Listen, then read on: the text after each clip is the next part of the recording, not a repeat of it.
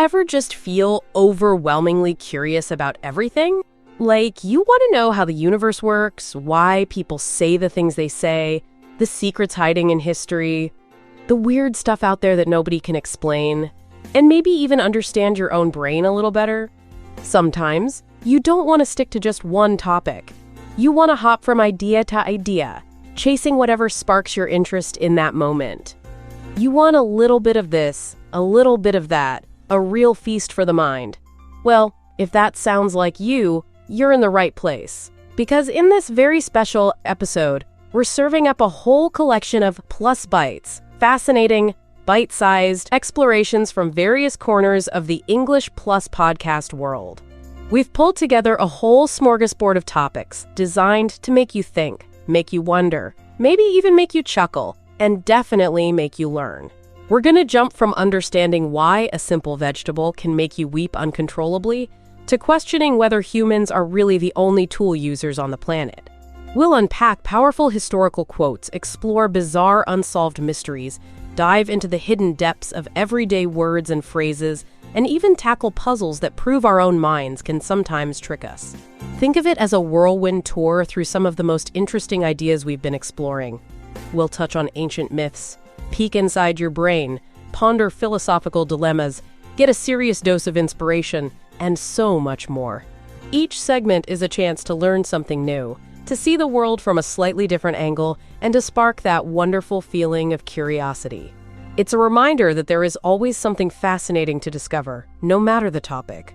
So get comfortable, open your mind, and prepare for a journey through a collection of intriguing ideas. Let's dive in.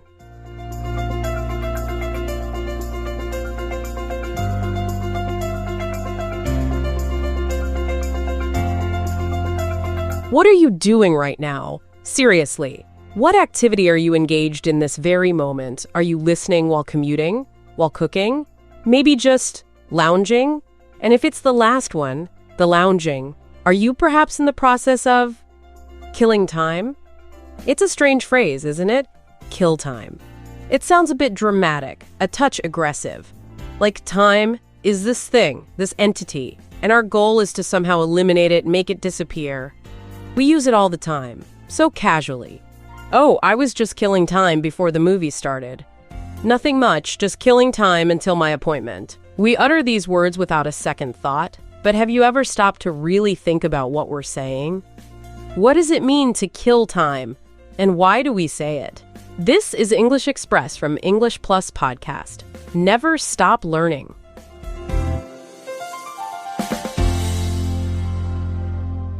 Ever find yourself just, waiting?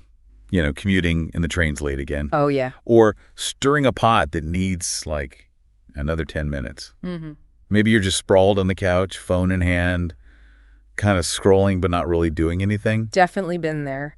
In those moments, have you ever thought, yeah, I'm just killing time?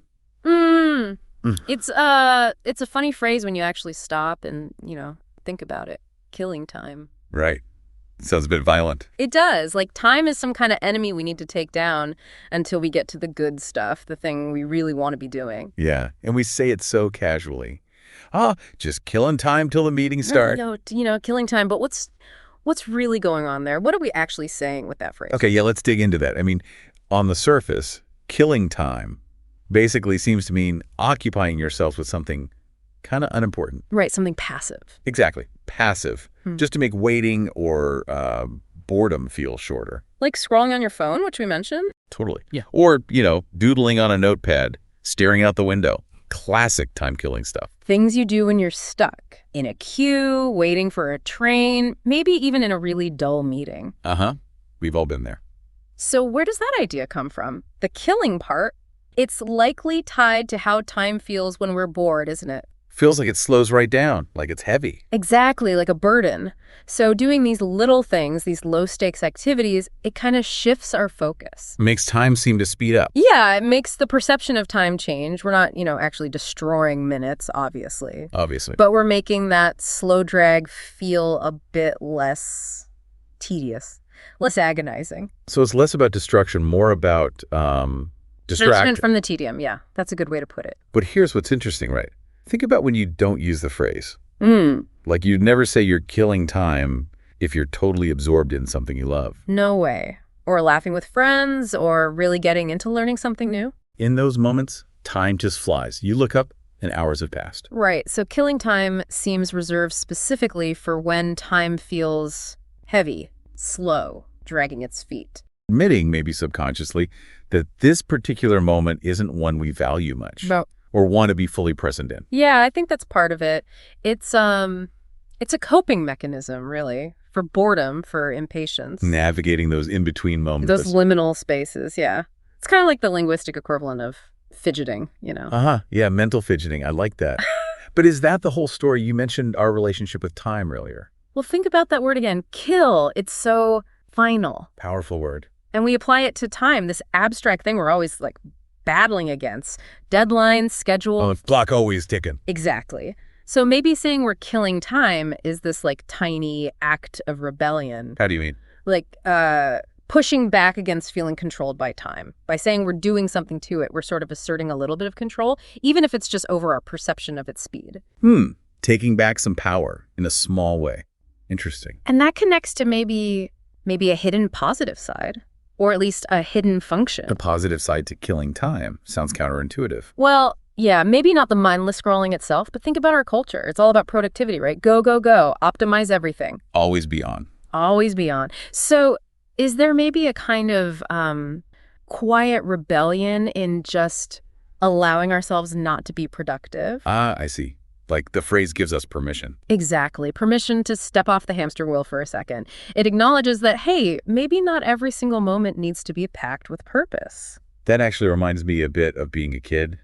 You know, those long summer afternoons. Oh, yeah. No schedule. No schedule. Just unstructured time, building forts, staring at clouds, just letting your imagination go wherever. That was kind of killing time, wasn't it? But in a completely different way. Yeah, it felt fertile, like space for creativity. And as adults, we kind of lose that, don't we? Or feel guilty if we're not doing something. Definitely feel guilty sometimes. So even if killing time doesn't sound great, maybe its value is providing a label for those pauses, those moments of necessary downtime. So maybe we could even reframe it in our own heads. Perhaps. Instead of killing time, maybe think of it as, I don't know, gentle pausing. Or observing the stillness, befriending idleness. Yeah, something like that. It shifts it from fighting time to just allowing it. You say killing time, people instantly get it. Low engagement mode, just passing the minutes. There's utility there. Absolutely. But digging just a bit deeper, what else might it reveal? Maybe about our own, anxieties. Anxiety about what? Wasted time. Yeah, maybe discomfort with idleness itself, or that longing for the kind of unstructured freedom we just talked about from childhood. Language is often a window, isn't it? It really is. A window into our psychology. So the next time you catch yourself killing time, maybe just notice. Notice what you're doing. Yeah, and how you feel about it. Are you just mindlessly scrolling to escape the moment? Or are you actually allowing yourself a little breather, feeling guilty, or feeling okay with the pause? Maybe the power isn't in killing time, but just acknowledging that sometimes time feels heavy and finding ways to make it feel lighter. That's just human. It really points to our whole complex relationship with time, doesn't it? We measure it, manage it, try to control it. Sometimes we even try to kill it. Yeah. But maybe there's value in seeing those seemingly empty moments differently, not as voids, but as spaces to just be. So next time you hear it, or say it, killing time, it's worth a quick thought maybe. What's really happening in that moment? What are you avoiding, or what are you allowing yourself? Does it feel negative? Or does it actually offer some kind of subtle permission, Lots to think about in such a common little phrase. And now let's continue with our Plus Bright episode from English Plus Podcast. Stay curious and never stop learning.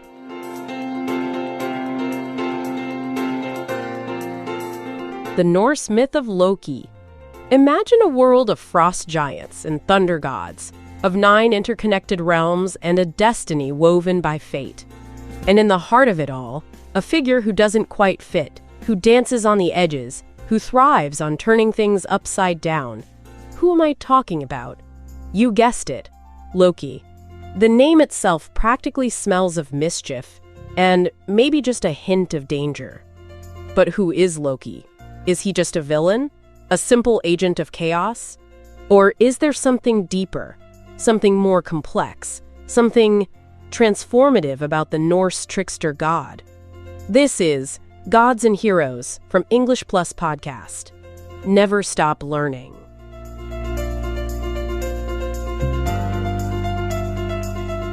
Forget the horn helmet caricature for a moment. Let's plunge right into the heart of Norse myth. Think frost giants, thunder gods, all these interconnected realms, and, well, the inescapable pull of fate. It's such a rich tapestry, isn't it? Exactly. And right in the middle, or maybe just off to the side, there's this volatile figure, Loki Laufeyson. So today we're doing a deep dive.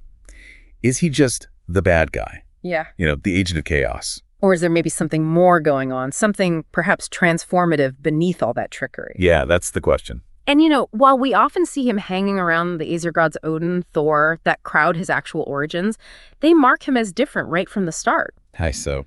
Well, his father was Farbauti, a giant, and his mother, Laufey. Well, she's less clearly defined. It could be giantess, goddess, maybe something else entirely. But the key thing is he's known as Laufeyson by his mother's name. Which is unusual in that world, right? Yeah. Very. It immediately signals his liminal status. He doesn't quite belong with the gods, doesn't quite belong with the giants. He's always sort of straddling that line, an insider and an outsider at the same time. Okay, so he's positioned as this perpetual outsider from the get-go. And the thing we always link him with, the defining trait, is that cunning, that trickery. Absolutely. Master of deception, incredibly quick-witted, but often, seems driven by his own gain, doesn't he? But the tricks themselves, they range quite a bit. I mean, some seem almost playful, and others are just devastating. That's a great point. Think about Sif's hair. Thor's wife, beautiful golden hair, Loki shaves it off. Seems purely malicious, right? A mean prank. Yeah, pretty awful. But then to fix it, to make amends, he ends up being responsible for the dwarves, creating some of the gods' greatest treasure. Oh, right, like Odin's spear, Gungnir. Gungnir, exactly, which never misses. And Freyr's ship Skidbladnir, the one that can fold up into a pocket, and Freyja's necklace, Brisingamen, all came about because Loki messed up and had to fix it. So a nasty trick somehow leads to, well, enrichment for the gods. That's fascinating. It shows how his disruptive nature, even when it starts from a bad place, can sometimes spark creation, almost accidentally. But then you contrast that with, say, Baldur's death. That feels completely different, orchestrating that. Yeah. It wasn't a prank. It felt like a turning point. Oh, absolutely. That was catastrophic. It shattered the peace in Asgard, really, and directly set things in motion for Ragnarok, the end of the world for the gods. A totally different scale of consequence. So how do we reconcile these two sides? The helpful-ish trickster and the destroyer. Well, that duality is kind of central to Loki as a trickster archetype. You see figures like him in myths all over the world. What defines that archetype, typically? They're boundary crossers. They challenge norms. They poke holes in the rules, often using humor or deceit. They kind of hold up a mirror, show the flaws in the system. So the chaos they bring isn't just random noise. It can actually do something. Exactly. You could argue it serves a purpose, mythologically and maybe even socially, that disruption can be a catalyst. It shakes things up. Like breaking down the old allows something new to maybe emerge. Precisely. Destruction enabling creation, in a way. And Loki embodies this constantly, not least through his physical transformations. Oh, yeah, the shape-shifting. He could be anything, couldn't he? A salmon, fly. A mare, an old woman. It's quite the list. And that physical fluidity, does that connect to his flexible morals? I think it absolutely does. It's like his physical form is as unbound as his ethics or allegiances. He doesn't stick to the same rigid codes as, say, Thor or Tyr. The shape-shifting is almost a metaphor for his slippery nature. That story where he turns into a mare, that's a classic example, isn't it? To distract the giant's horse. Swadalfari, yes. The gods were in a real jam. They'd made this rash bet with a giant builder. Offering the sun, the moon, and Freyja if he built Asgard's wall super fast. Exactly. An impossible deadline, they thought. But the giant and his amazing horse were actually going to make it. So Loki, in mare form, lures Swadalfari away. The giant fails. The gods are saved from their bad bargain. A very Loki solution. Bizarre, but effective. And the really strange consequence of that, Loki, as the mare, actually gives birth to Sleipnir. Odin's 8-legged horse. The very same. Odin's legendary steed. born from Loki's trickery. Again, this weird mix of self-serving chaos leading to something unexpectedly valuable for the gods he often annoys. It's not just physical changes, though, is it? His actual role in the story seems to shift over time, too. Definitely. You see a real evolution, or maybe devolution, depending on how you look at it. In some earlier tales, he's Odin's traveling companion, Thor's slightly problematic sidekick. His cleverness gets them out of trouble sometimes. Even if he caused the trouble in the first place. Often, yes. But then, as the mix progressed, there's a noticeable darkening. His actions seem fueled more by actual malice, bitterness, resentment. Leading up to Baldur and his eventual punishment, being bound beneath the earth. Right. He transforms narratively from this ambiguous, chaotic ally into, well, a pretty clear antagonist, a force actively working towards the gods' downfall. So, looking at this whole picture, the tricks, the transformations, the shifting role, what bigger lessons can we maybe pull from Loki's myth? What does it tell us about, say, the Norse way of seeing the world? Well, first off, I think Loki forces us to confront the complexity of morality. He's just not simple. Not purely good, not purely evil. Shades of gray. Absolutely. His actions have mixed results, reflecting how messy reality often is. He sort of pushes back against easy answers, doesn't he? And that theme of disruption keeps coming up. Maybe it suggests that chaos isn't always bad, that sometimes you need things shaken up. I think so, like grit in an oyster, perhaps. Disruption challenges the status quo, forces adaptation, prevents stagnation. Loki embodies that necessary, if uncomfortable, force. It makes you think. And the shape-shifting. Yeah. Could that be seen as like a metaphor for how we navigate life? Playing different roles? That's a really interesting connection. We all adapt, put on different faces for different situations. Maybe Loki's magical transformations tap into that very human experience of fluidity and adaptation. But there's a warning there, too, isn't there? His story doesn't exactly end well for him. The increasing malice leads to ruin. Definitely. It serves as a cautionary tale, too. While maybe early mischief had unintended positive side effects, his deliberate slide into antagonism brings about his own suffering and contributes directly to Ragnarok.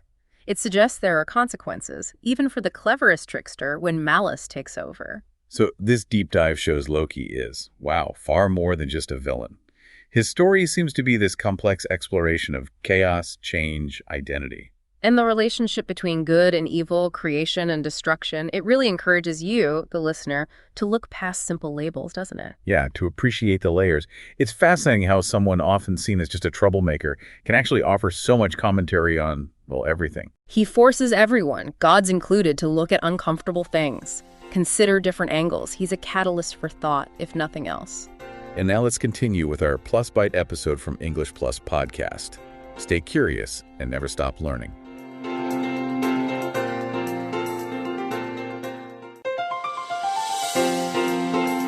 Are you enjoying these little bites of English and knowledge? Still hungry for more? Well, what you've heard so far is just a taste of what this episode has to offer. To unlock the full episode and dive deeper into the world of learning and discovery, subscribe to English Plus Premium on Apple Podcasts or Patreon. You'll find the links right in the episode description.